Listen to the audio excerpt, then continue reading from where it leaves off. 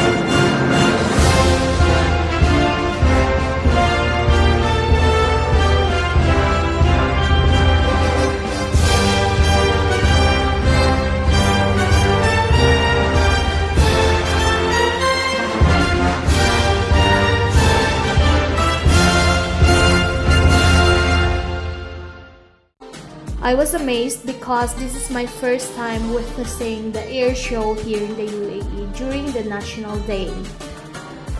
Kala talaga namin wala na talagang air show because it didn't start at exactly 4 o'clock. And suddenly, parang may narinig kaming umuugong behind the clouds. And then, mashallah, meron nga talagang air show. So yan, napakaswerte namin. I think the air show lasted around 15 minutes and sabi nga nung kasama ko, matagal na panahon na nawala ang air show dito sa Abu Dhabi. And thank you so much kasi nasaksihan ko ang isang napakaganda at colorful na air show. Thank you so much Abu Dhabi. After the air show, naghanap lang kami ng bus stop going back to the terminal kasi kailangan namin pumunta ng Al-Watbah. And luckily, walang bus kasi meron palang parade. Akala namin diretso lang siya. Umikot pala siya within the city. So, here's the tradition pala during the parade. Kailangan, merong ini-spray sa mga cars. Ayan, may mga bata dyan sa likod ko na nag-i-spray. Ayan.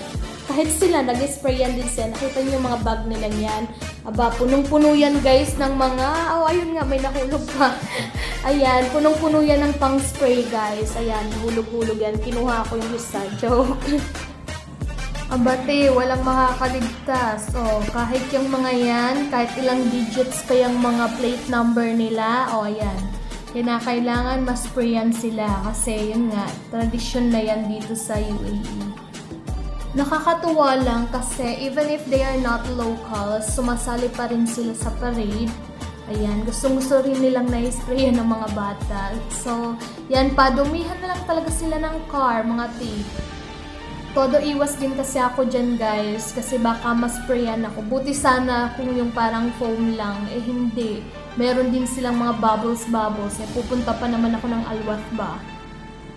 Yan nga, sobrang in-enjoy nila yung mga sarili nila, Sige pa, mag-anuhan kayo dyan, spray kayo dyan.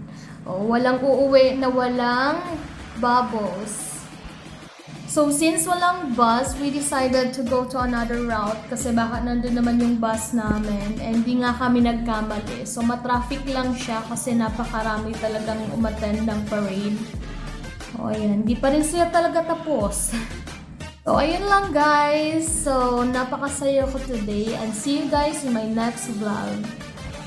Wait for the part 2 guys in Sheikh Zayed Festival. See you there! Shukran!